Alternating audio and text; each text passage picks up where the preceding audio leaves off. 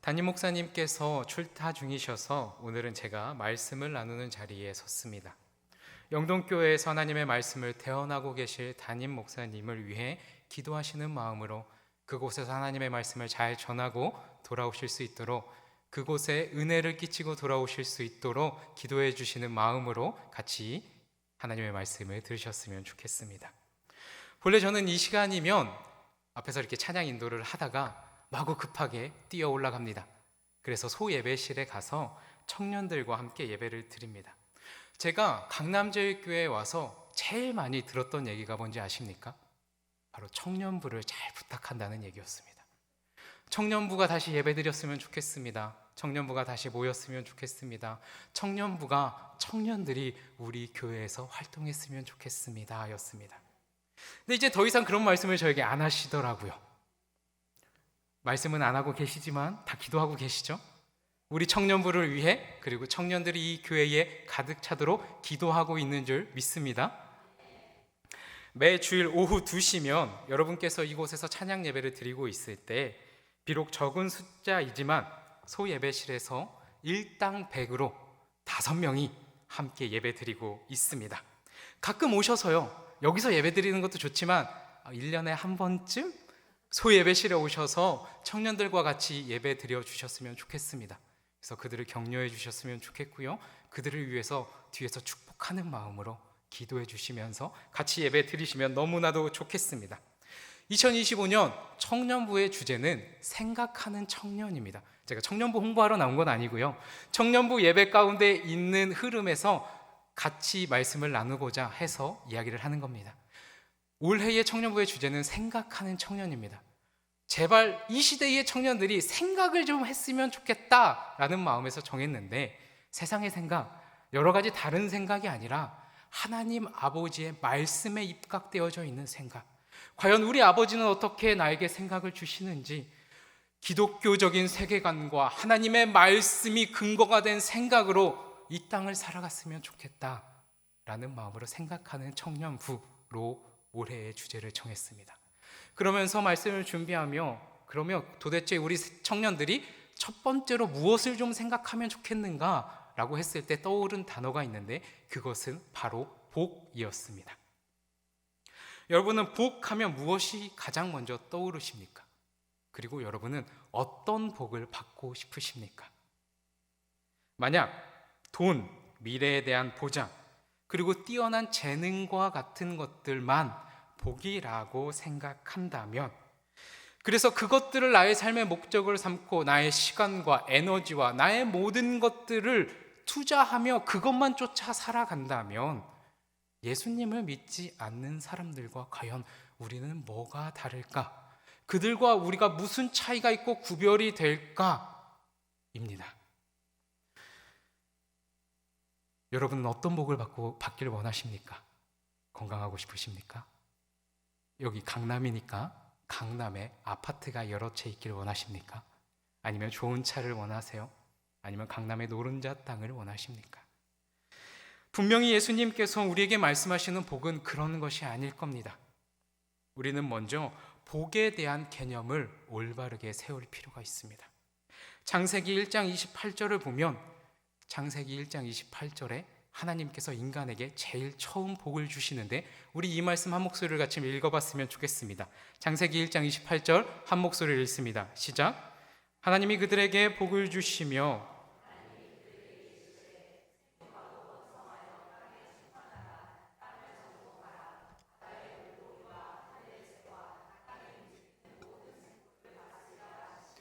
하나님께서 모든 인류에게 제일 처음, 인간에게 제일 처음 복을 주시는 모습입니다. 몇째 날일까요?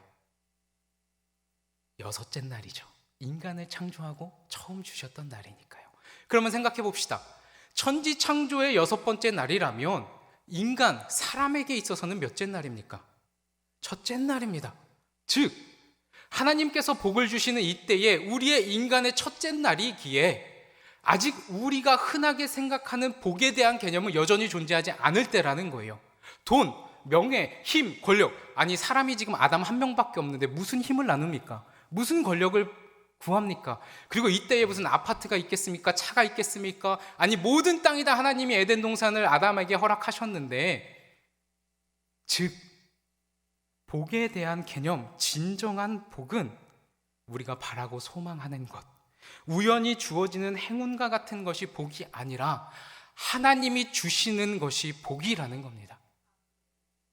진정한 복은 하나님의 목적한 바에 따라 하나님의 계획 안에서 살아가는 것이 복입니다.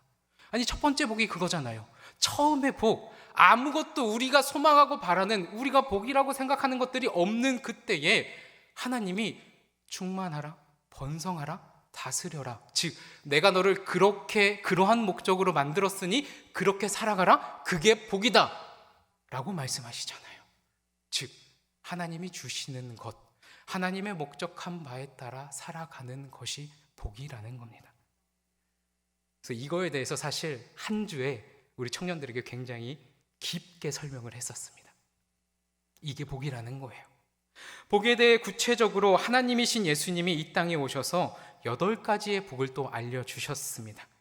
우리는 그것을 흔히 팔복이라고 하죠. 팔복의 말씀을 지금 청년들과 한 절 한 절 나누고 있습니다. 특별히 오늘은 3번째 예수님이 가르쳐 주셨던 복, 온유한 자가 받는 복에 대해서 여러분과 나누고자 합니다. 온유함, 온유하다는 기본적으로 부드럽다, 유순하다, 온화하다는 뜻으로 우리는 받아들입니다. 그런데 성경에서는 이 온유를 어떠한 단어와 같이 쓰고 어근이 같냐 하면 상한 심령이라는 단어와 같이 어근을 갖고 있습니다. 그래서 성경은요, 온유가 들어가야 할 공간에 상한 심령이라는 단어를 쓸 때도 있습니다. 그러나 이 온유와 상한 심령, 이 둘 사이에는 굉장히 아름다운 차이가 있는데요, 상한 심령은 나의 죄악된 상태에 초점을 맞춘다면 온유는 하나님의 거룩하심에 초점을 맞춥니다. 상한 심령은 내 죄 때문에 내가 상한 심령으로 나의 죄가 있어서 하나님 앞에 나아갑니다 라면, 온유함은 하나님 자체가 거룩하시기 때문에 그 영향을 받아 내가 온유해진다라는 거예요. 결국 하나님 앞으로 나가는 건 동일하지만 그 출발점이 다르다라는 겁니다. 다시 말해, 내가 심령이 가난한 것, 상한 것은 내가 죄인이기 때문이고요, 나의 죄를 내가 스스로 없앨 수 없고 해결할 수 없어서 애통하고 슬퍼하는 것, 그래서 하나님께 나를 맡기고 하나님을 찾는 것이 상한 심령입니다. 비슷한 의미이지만 우리가 온유한 것은 하나님께서 너무 거룩하시기 때문입니다.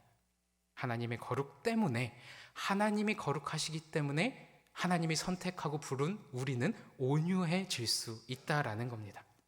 즉, 온유는 하나님 때문이지 우리의 성품이나 성격이 아니다라는 걸 기억해 주시길 바랍니다. 상한 심령은 부정적이며 애통이라는 결과를 낳습니다. 그리고 내 죄는 내가 스스로 해결할 수 없습니다, 하나님 도와주십시오 라는 회개로 이어집니다. 온유함은 긍정적이며 의를 구하는 결과를 낳습니다. 예수 그리스도의 십자가의 의의를 찾게 됩니다.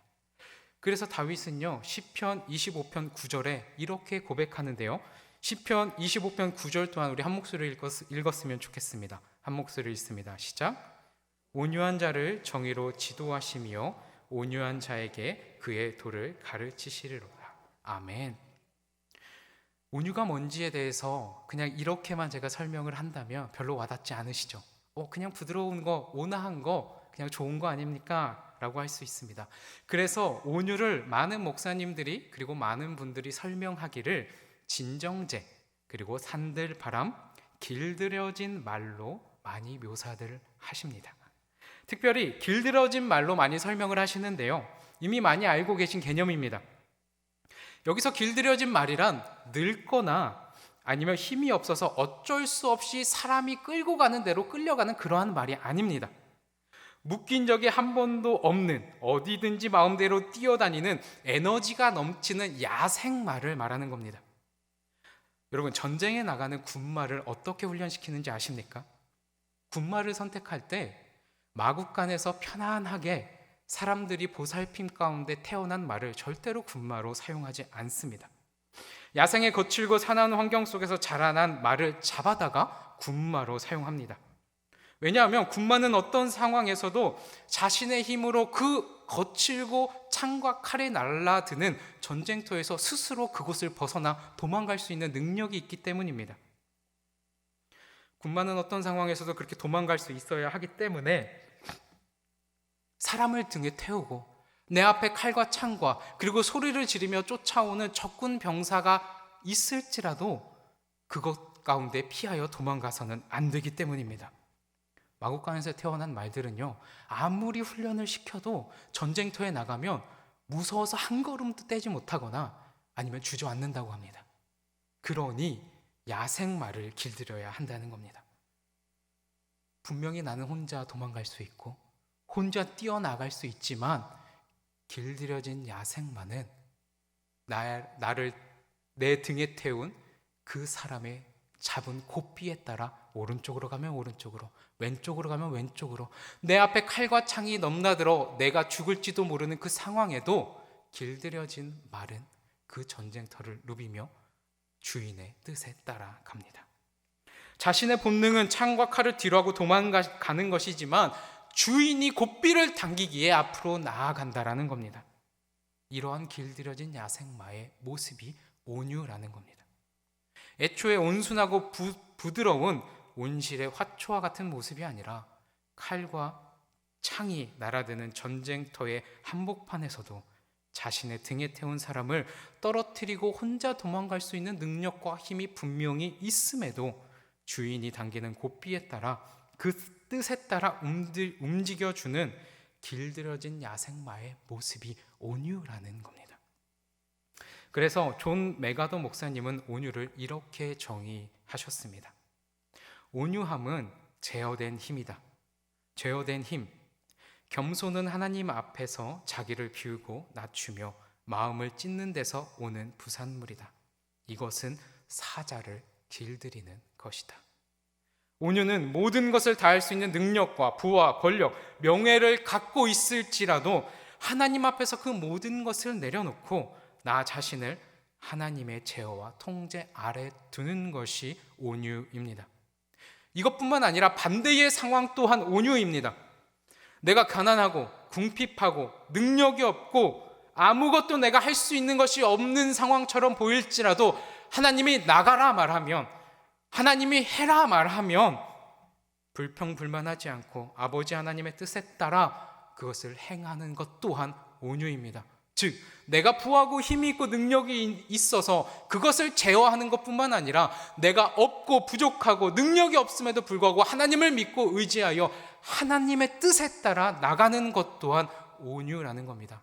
즉 하나님의 제어와 하나님의 통치, 하나님의 이끄심에 나를 온전히 드리는 모습이 온유입니다.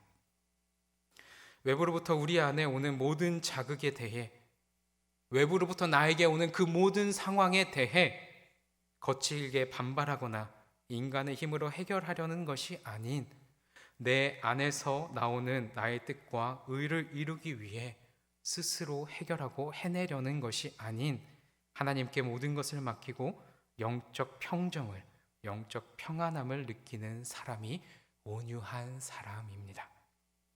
그래서 온유한 사람은 이렇게 고백합니다. 나 스스로는 모든 것이 불가능합니다. 그러나 하나님으로는 모든 것이 가능합니다. 뭐라고요? 나 스스로는 모든 것이 불가능하지만 그러나 하나님으로는 모든 것이 가능합니다. 라고 고백하는 자가 온유한 자입니다. 이렇게 고백하며 나아가는 온유한 자가 하나님께 받는 복이 있습니다. 바로 땅의 기업을 받는 것입니다. 여러분 땅 좋아하시죠? 땅 많으면 좋으시겠죠? 그런데 정말 하나님이, 예수님이 지금 말씀하시는 이 땅이 강남, 압구정 몇 번지의 땅일까요? 아닙니다. 우리는 주님께서 말씀해 주시는, 우리에게 복으로 주시는 이 땅의 의미를 정확하게 알아야 합니다. 두 가지로 생각해 볼 수 있습니다. 첫 번째, 하나님 나라, 천국의 땅을 우리가 갖는 겁니다. 온유한 자로서 하나님의 제어와 하나님의 통치 아래 살아가면 어떻게 될까요? 우리는 의롭게 됩니다. 의롭게 된다는 것, 죄가 없는 상태를 말하며 구원을 얻은 자입니다.